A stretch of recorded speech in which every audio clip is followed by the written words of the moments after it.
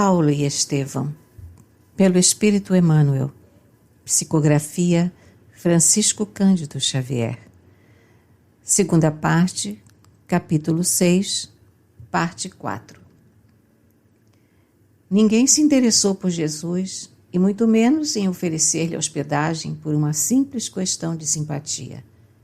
Era a primeira vez, desde que iniciara a tarefa missionária, que se retiraria de uma cidade sem fundar uma igreja. Nas aldeias mais rústicas sempre aparecia alguém que copiava as anotações de Levi para começar o labor evangélico no recinto humilde de um lar. Em Atenas, ninguém apareceu interessado na leitura dos textos evangélicos. Entretanto, foi tanta a insistência de Paulo junto de algumas personagens em evidência que o levaram ao Areópago para tomar contato com os homens mais sábios e inteligentes da época. Os componentes do nobre conclave receberam-lhe a visita com mais curiosidade que interesse.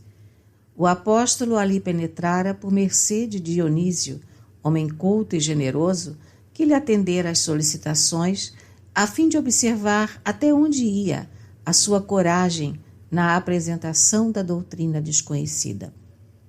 Paulo começou impressionando o auditório aristocrático, referindo-se ao Deus desconhecido, homenageado nos altares atenienses. Sua palavra vibrante apresentava cambiantes singulares. As imagens eram muito mais ricas e formosas que as registradas pelo autor dos Atos. O próprio Dionísio estava admirado.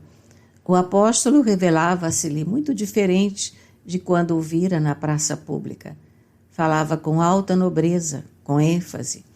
As imagens revestiam-se de extraordinário colorido, mas quando começou a discorrer sobre a ressurreição, houve forte e prolongado murmúrio. As galerias riam a bandeiras despregadas, choviam remoques acerados.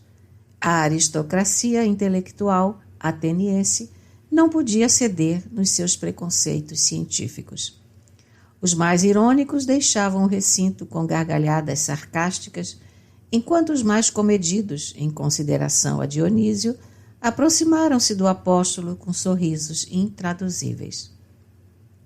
Declarando que o ouviriam de bom grado por outra vez, quando não se desse ao luxo de comentar assuntos de ficção. Paulo ficou naturalmente desolado. No momento, não podia chegar à conclusão de que a falsa cultura encontrará sempre, na sabedoria verdadeira, uma expressão de coisas imaginárias e sem sentido. A atitude do Areópago não lhe permitiu chegar ao fim. Em breve, o suntuoso recinto estava quase silencioso. O apóstolo então lembrou que seria preferível arrostar o tumulto dos judeus. Onde houvesse luta, haveria sempre frutos a colher. As discussões e os atritos, em muitos casos, representavam o revolvimento da terra espiritual para a semente divina. Ali, entretanto, encontrara a frieza da pedra. O mármore das colunas soberbas deu-lhe imediatamente a imagem da situação. A cultura ateniense era bela e bem cuidada, impressionava pelo exterior magnífico, mas estava fria, com a rigidez da morte intelectual. Apenas Dionísio e uma jovem senhora, de nome Dâmaris, e alguns serviçais do palácio permaneciam a seu lado, extremamente constrangidos, embora propensos à causa. Não obstante o desapontamento, Paulo de Tarso fez o possível por evitar a nuvem de tristeza que pairava sobre todos, a começar por ele próprio. Ensaiou um sorriso de conformação e tentou algo de bom humor. Dionísio consolidou ainda mais sua admiração pelas poderosas qualidades espirituais daquele homem de aparência franzina, tão enérgico e cioso de suas convicções. Antes de se retirarem, Paulo falou na possibilidade de fundar uma igreja, ainda que fosse num humilde santuário doméstico, onde se estudasse e comentasse o Evangelho. Mas os presentes não regatearam escusativas e pretextos. Dionísio afirmou que lamentava não lhe ser possível amparar o cometimento, dada a angústia de tempo. Dâmaris alegou os impedimentos domésticos. Os servos do Areópago, um por um, manifestaram dificuldades extremas. Um era muito pobre, outro muito incompreendido, e Paulo recebeu todas as recusas, mantendo singular expressão fisionômica, como o semeador, que se vê rodeado somente de pedras e espingueiros. O apóstolo dos gentios despediu-se com serenidade, mas, tão logo se viu só, chorou copiosamente.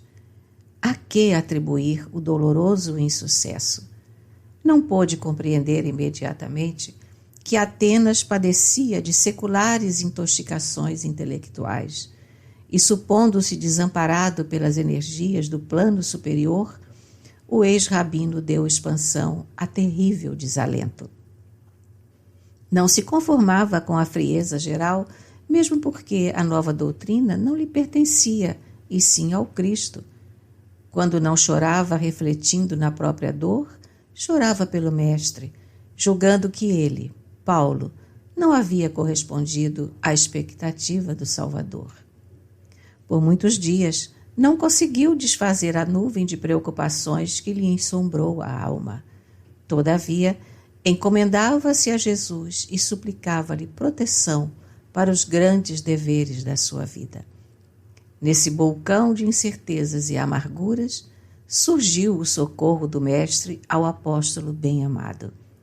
Timóteo chegara de Corinto carregado de boas notícias.